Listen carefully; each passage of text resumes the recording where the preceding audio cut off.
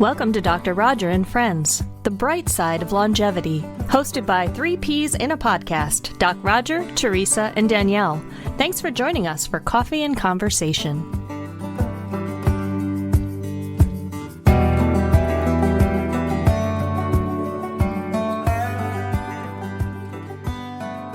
Well, welcome. Bright side of longevity. I'm Dr. Roger, and these are my two esteemed colleagues, Teresa and Danielle. Feeling so esteemed today. You're very esteemed. I choose my company because, it makes me look good if I'm in the right company, That's why I married my wife. That's why I have you for colleagues. That's why in the military, I put very smart people around me because, you married especially well. Yeah, I like to think I did. You did. It's only been 52 years, so I'm not sure if it's going to work. Yeah, of course, it's going to work out. Well, so nutrition, right? We did our first episode on this particular topic was not that long ago, and to recap, it's pretty simple when it really comes down to it. Humans have eaten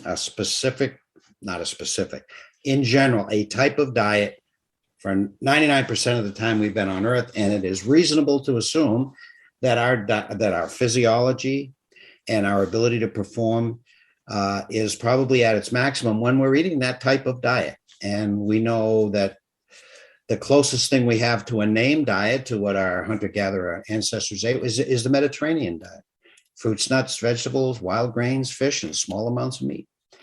And so that's a good barometer, a good gauge for probably the best you can do. And you know what? We've said this before, haven't we? That if you're physically active, and our other podcasts, we talk about that, and eat mostly this type of diet, you're probably not going to have to worry about weight, will you? It's certainly not the obesity and significant overweight that we see. Because those two things together, a proper diet with good nutrition and physical activity, hey, it's magic. Nutrition versus diet. Who wants to jump in on that one? Nutrition versus diet. Well, to me, my first thought would be it's a lifestyle. Anytime I know somebody who goes on a diet, it lasts about 2-3 months. They lose a ton of weight. And they say how great they feel. And then 6 months later, they're exactly where they started. So I think nutrition is a lifestyle. The diet industry has failed us. Absolutely.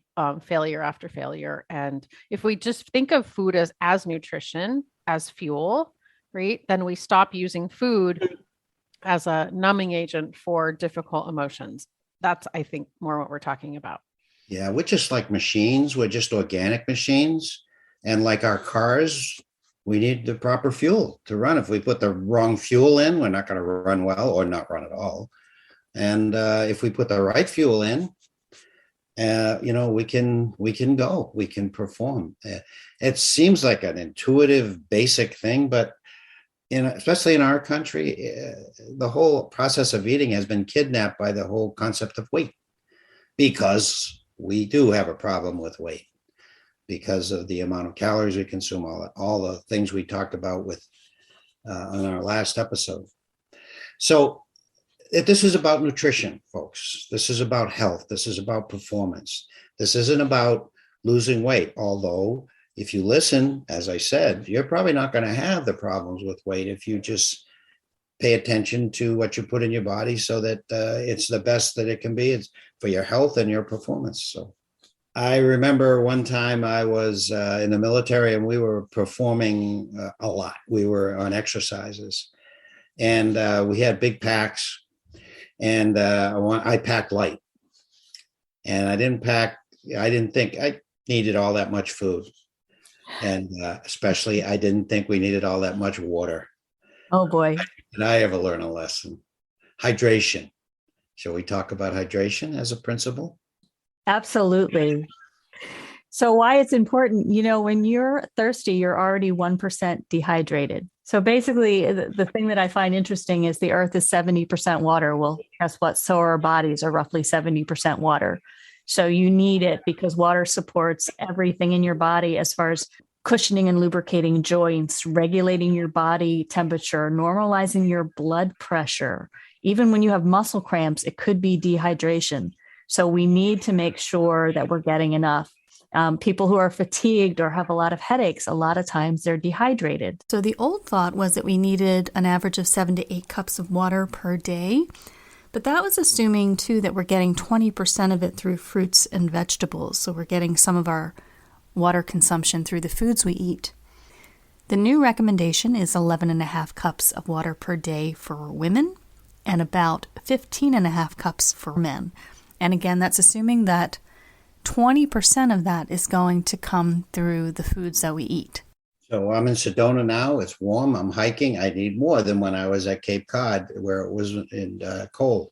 Although sometimes in winter at high altitudes, the air is dry. And as you breathe in air, you lose fluid. So, this is really, really basic. I mean, you can die from dehydration, and thirst is not a good barometer. And another thing, we're not talking just any fluids here, like beer, coffee.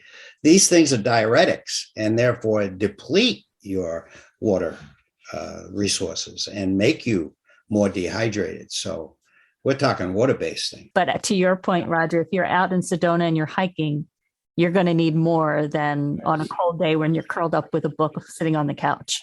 Yeah. Low humidity, high heat, perspiration, all change the equation as far as what you need. But absolutely every day, even though you may not be thirsty, this is something you should pay attention to. And a lot of times some of the fatigue we feel, or as you mentioned, headaches and things, Danielle, you can get some significant symptoms. So that's a big one. So we're talking about our hunter-gatherer ancestors and Mediterranean diet. We're talking about hydration here. We're talking about nutrition versus diet. Before we go any further, I want to say one thing. We all believe this, right? Life isn't worth living without chocolate.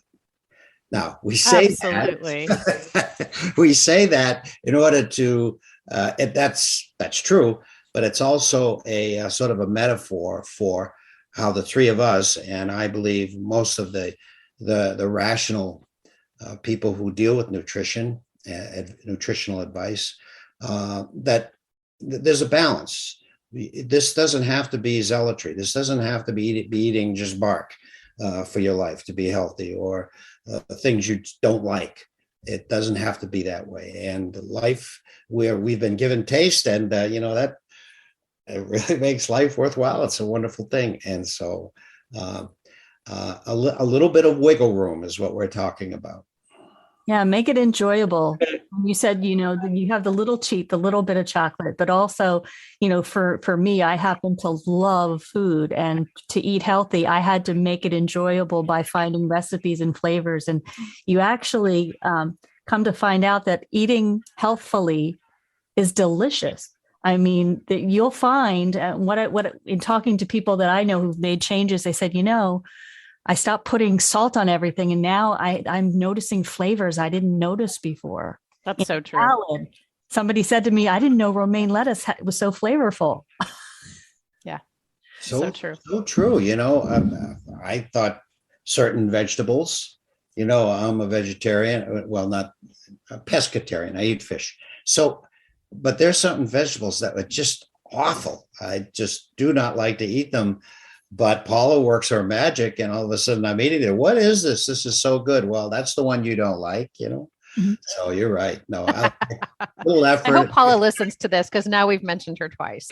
I said, Paula and I have a lot in common, because it took 6 months where I would sneak vegetables and season them a different way. And then John's like, wow, I didn't think I liked this vegetable, but I like it in this combination. So yes, for those of us who cook, we get sneaky.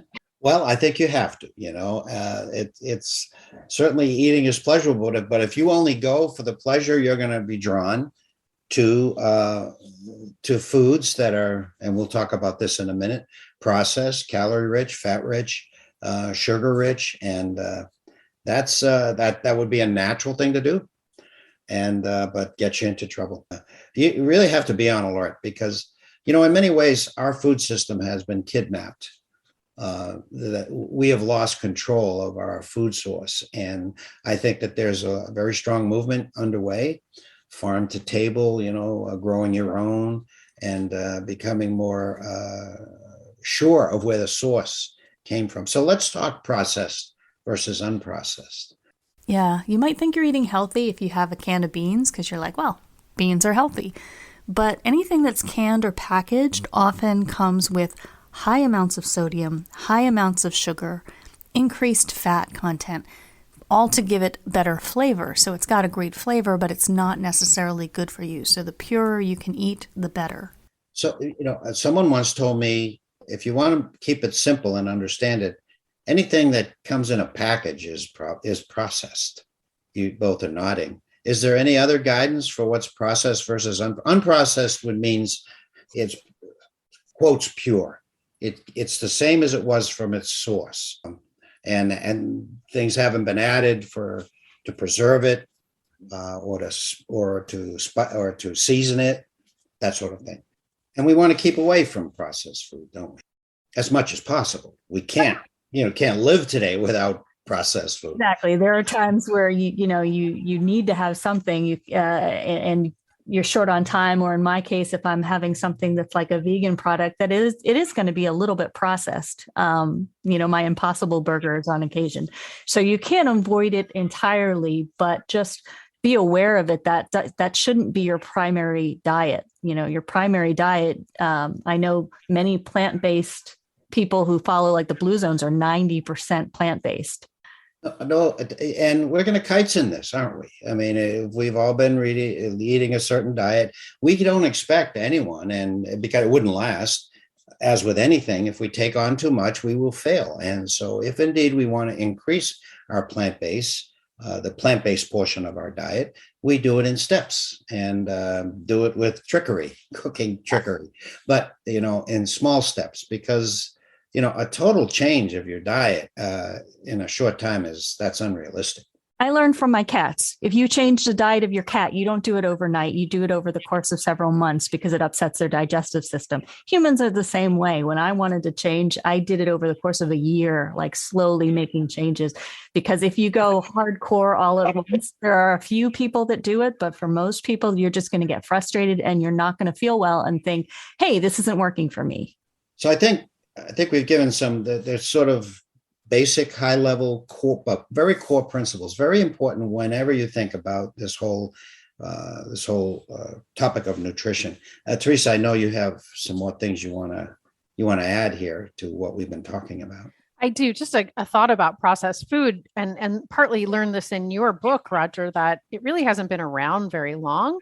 If you think about human history, and as long as processed food has been around, our health has really tanked during that same time for that and other reasons, no doubt. But it's just we talk about the victory gardens of the past, and wouldn't that be such a wonderful solution, just to walk outside and pick from the garden? In my lifetime, Teresa, I remember the first can of food. I mean, this was, first of all, a major grocery store. I remember the first grocery store opened in our town, which is a big town. And then they had the first thing, they had canned goods. And look, I'm old, but it's not all that old compared to how long we've been on Earth. So that and even in my lifetime, you made me remember. Wow. And that was in Worcester, right? Yeah, Worcester. You say Worcester, Worcester, Massachusetts. Worcester, where Harvard is. I know I don't say it right, and I don't even try. Yeah. What else you have, Teresa?